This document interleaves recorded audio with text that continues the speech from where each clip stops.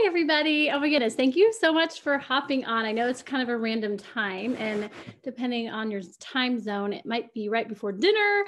So I really appreciate you all. And okay, so here's the deets. Ruby Roadmap, we've been doing them the last month. It was 3 Mondays out of the month, and it was at 5:30 my time, I think, right? So 8:30, whatever time it was. We did it at the same time every Monday, and it was later. It was after dinner.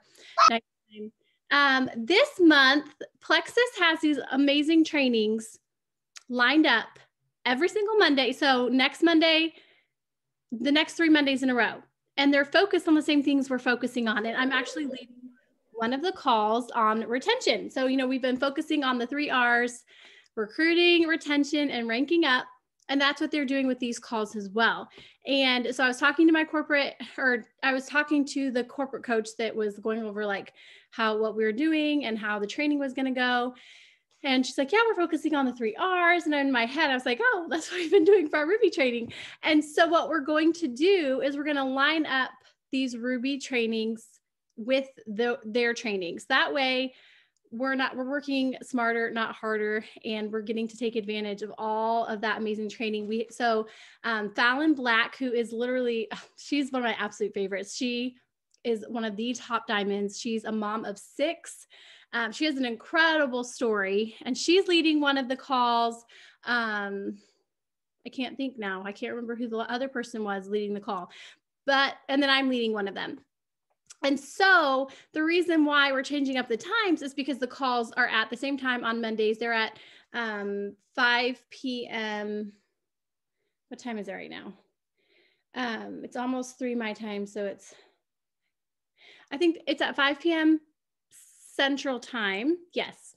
They're at 5 p.m. Central time, which is 6 p.m. Eastern time. And it's the same time every week. And so I was talking with powder. That is.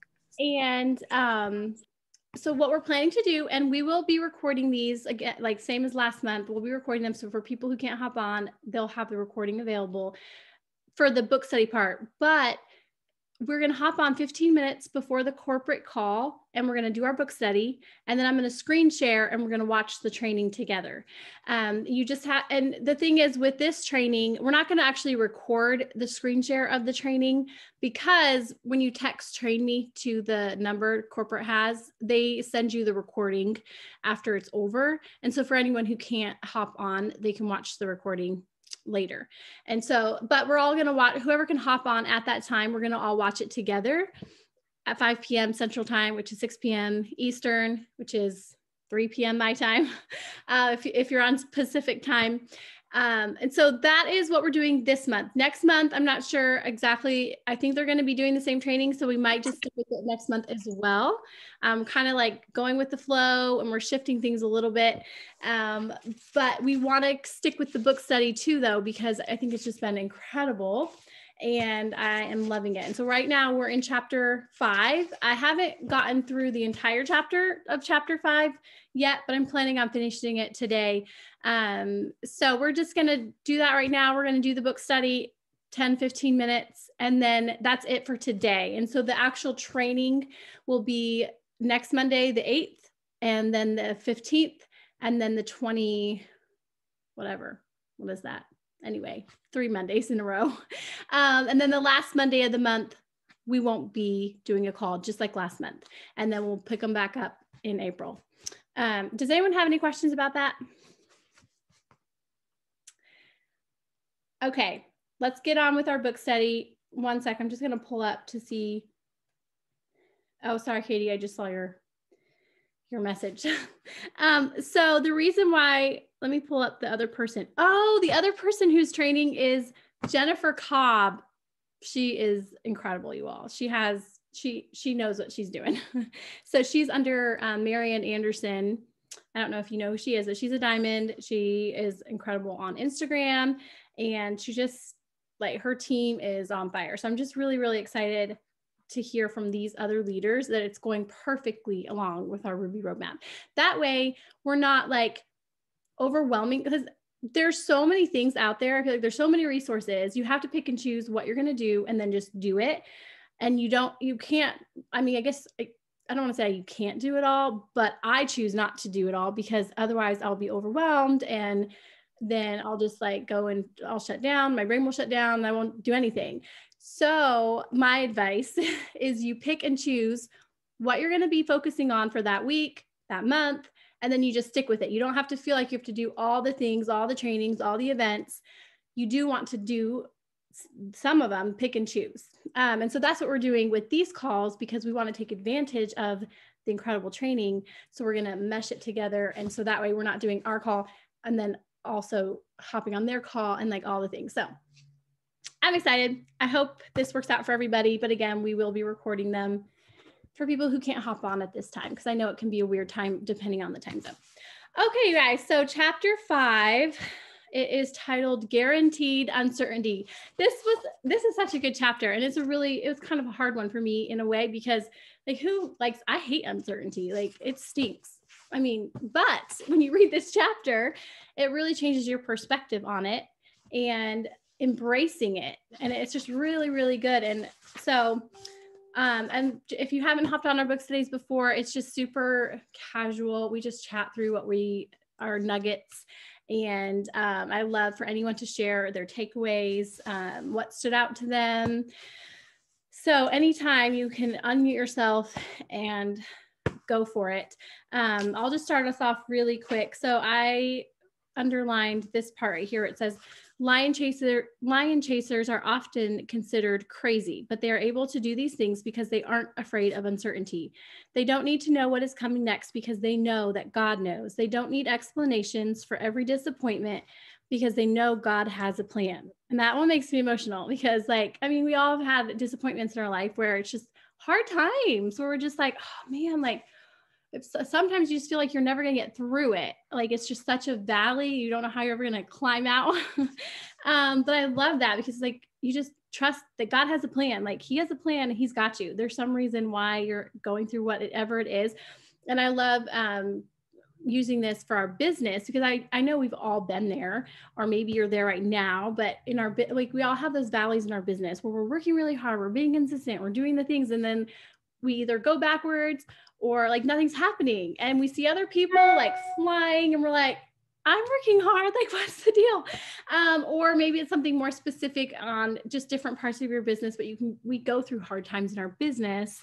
But just trusting that God has a plan, but also that like if you're doing the things, like you're being consistent, like you're going to see those results come. But it's just life. Like life is just unpredictable, uncertain.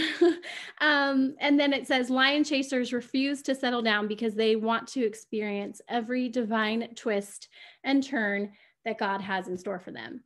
And so I was encouraged just to embrace the hard times in this business, like embrace the times where you feel like, where you're just like, where you know you're not where you want to be, but just focus on where you want to go, and just embrace the hard times, embrace the struggles that come with this business, people quitting or not listening and not seeing results because they didn't stick with it, or getting a refund, or whatever it is. Just embrace the uncertainty and the craziness of this business, because through that and that consistency and just sticking with it, you're going to get to the mountaintop experiences. That's what I got from that anyway. But I would love to hear anyone else's takeaways. Katie? Of course, I always have something to say. Okay, so I have to look. I read this, I feel like a long time ago. So, okay, here's a couple things that I underlined. It'll remind me as I read it why I underlined it. So on page 81, it says, but lion chasers are more afraid of lifelong regrets than temporary uncertainty. And in the short term, it increases uncertainty, but in the long run, it reduces regrets. And I know for me, that's totally, even my husband, we both are kind of like that. Like we would rather just go for it and try something versus like wishing forever that we had, and what if we had, and what it could have done, or how our life could have been different. Anyway, so there's that one. And then also when he's talking about Pentecost, he mentioned, you can't plan Pentecost, but if you seek God for 10 days in an upper room, Pentecost is bound to happen.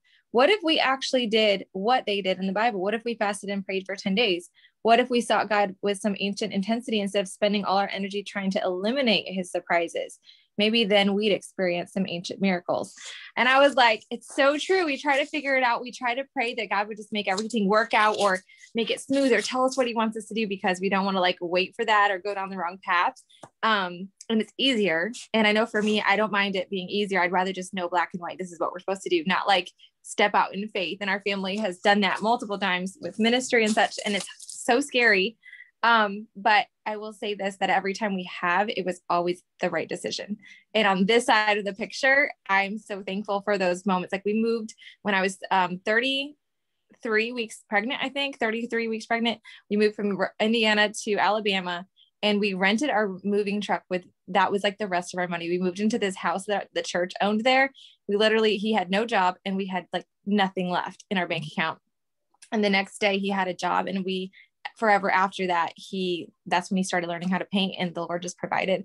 But like, it was a big, scary deal. Like we had, Izzy was little, and then we had one coming very soon, and it was scary and like really scary. But like, it was the best decision ever for us at that time. So, and then the other thing I thought, and marked was, maybe our relationship with God doesn't simplify our lives. Maybe it complicates our lives in ways that should be complicated. All I know is this: marriage complicates my life. Kids complicate my life. Pastoring a growing church complicates my life. Wealth will complicate your taxes, and success will complicate your schedule. Thank God for complications. And I was like, that is so true. And I think just the one big thing I'm getting from this book is just like our perspectives. Like, I know my perspective is kind of like more focused on, I can be like a pessimist versus an optimist. And my husband is like a perpetual optimist, and it's annoying to me, but like, I'm learning to be like, it's just your perspective. You can look at that complication as a horrible thing, or you can look at it as the biggest blessings God has sent you. So anyway, that's a few things I got. Oh my goodness. Yes. And Brooke said she had chills. Like, yeah, I have so many goosebumps because that was so good. And it says right below that, because I underlined that part too. I love that section. It says complications are often a byproduct of a blessing. And so when we come upon those hard times or those struggles or those trials, like thinking, oh my goodness, okay, like what blessing is to come from this, or what am I going to learn from this, or something amazing is coming because I'm going through a hard time. That means this is exciting. Like, that's how I want to be, instead of thinking, oh man, why me? Here it goes again, which is what I've done in the past. So changing our mindset and our perspective. So good. Thank you, Katie. Who else has something to share? Debbie? I'm here. Mine was also in that same section, about Pentecost. And it's the very first paragraph of that. Here's one of the biggest mistakes many of us make in our relationship with God. We focus our energies on telling God exactly what to do, how to do it, and when to do it. In fact, we repeat ourselves over and over again just to make sure God didn't miss any of the important details. But, and here I circled what if. Instead of spending all of our energy making plans for God, we spent the energy seeking God, because he has the perfect plan. If we trust that plan, we got it made. Oh, I love that so much. Seeking God instead of just telling him what exactly, and like, I do that a lot. I'm just like, and I believe in specific prayers, but I think this is a little bit different, where it's like, we just want God to just do it exactly, like just make our lives easier instead of, hey, you know what? He brought this to your life because he wants to bless you and for something to do with his plan. So good. This chapter is incredible. Thank you, Debbie. So who else has a takeaway to share? We have a few minutes left, and then we will wrap it up. Anybody? I think I had one more that underlined. Let me check really quick, or maybe it was. Well, the last thing was faith is embracing uncertainty. Oh wait, there was another thing on faith that I had. Where was it? That was really, really good. Oh, I love this. So it says, I think, what, you need something in here? He's knocking on the window. Okay, I'll unlock it. Come around. I locked everybody out of here. So I would say, okay, it says, I think many people have the mistaken notion that faith reduces uncertainty, Nothing could be further from the truth. Faith doesn't reduce uncertainty. Faith embraces uncertainty. And hang on one sec.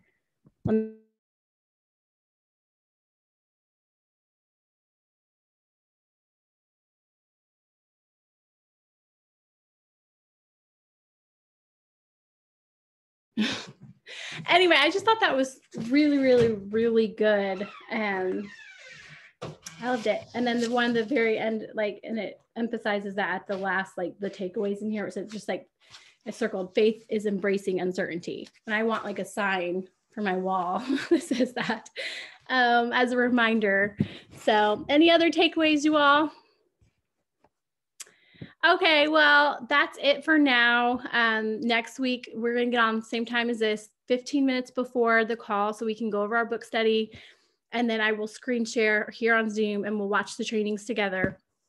And it's the same thing. So I'll lead one call, Katie will lead one, and then Deb will lead one as far as like the book study portion. So, okay, well, thank you all so much for hopping on. Have a wonderful night. We're going to be in chapter 6 next week. So we'll catch up through chapter 6. I have to finish chapter 5. I didn't read all of it yet. So we'll catch up through chapter 6 and yeah, that's it. And then I will get this recording available for everybody in just a few minutes and for anyone who isn't able to hop on. Thanks, guys. Bye.